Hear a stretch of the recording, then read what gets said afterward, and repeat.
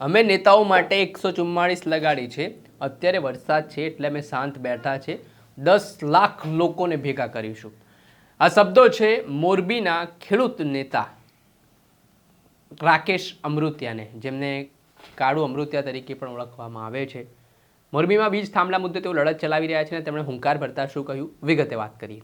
વૈષ્ણવજન તો તેને કહીએ જે પીડ પરાઈ જાનાને રે.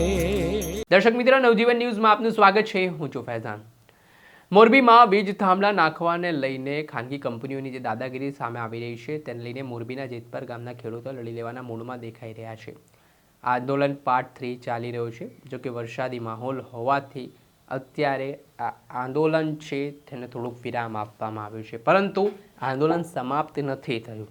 ખેડૂતો લડી લેવાના મૂડમાં છે ને ખાનગી કંપનીઓની દાદાગીરી ચલાવી લેવામાં નહીં આવે તેવો સ્પષ્ટ મેસેજ તેમણે આપ્યો છે.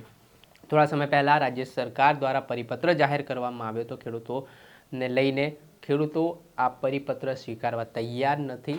જે યોગ્ય વર્તનની વાત છે તે કરવામાં ના આવી હોય તેવા આક્ષેપો સામે આવ્યા છે.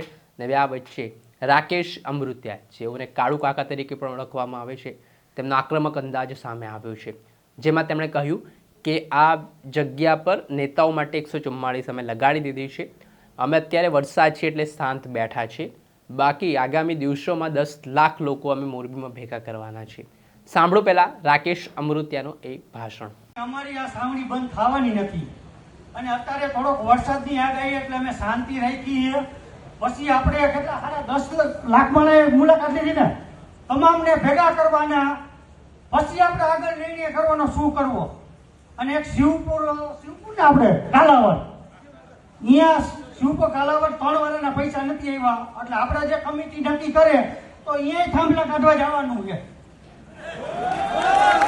બીજું, અત્યારે તો 144 લગાડી દીધી. કોઈ અધિકારી કોઈને જેતપુરમાં આવું નહીં, અને આવશે તો પછી 144 એટલે ખબર પડે ને શું થાય. બીજું કે હવે આપણે સાવણી બંધ કરવાની નથી. આ વરસાદી તો થોડુંક મોડું ભલે થાય, પણ આપણે 144 લગાડી દીધી અને કોઈ સાવણી બંધ થવાની. 10 લાખ માણસ ભેગા કરીને પછી આગળ કાર્યક્રમ કરવાનો અને સરકારને જોવાનું જે કરવું એ કરી લઈએ. પછી હવે આપણે ખરાબ ઉપાડવાના જે 10 લાખ માણસ ભેગા થઈ આ નક્કી. અને ટાઢા નથી પડ્યા, કોઈ બીવાનું નથી, કરવાનું છે. હક લેવો હોય અને થાંભલા લઈ જાવ, આપણે વાવા બંધો બે જ કરવાનું છે બસ. જે રીતે આપણે સાંભળ્યા હતા રાકેશ અમૃતિયા, તેમનું મોટું નિવેદન સામે આવ્યું છે ને જે રીતે તેમણે હવે હુંકાર ભરતાની સાથે જ સાનમાં સરકારને સીધી સ્પષ્ટ ચેતવણી આપી દીધી છે, તેના કારણે રાજકારણ ગરમાયું છે. જોવાનું રહ્યું આગામી સમયમાં કઈ રીતની પરિસ્થિતિ નિર્માણ પામે છે. દર્શક મિત્રો, આવા જ વિડીયો જોવા માટે તમારી નવજીવન ન્યૂઝ જોતા રહો, લાઇક કરો અને વધુમાં વધુ શેર કરો.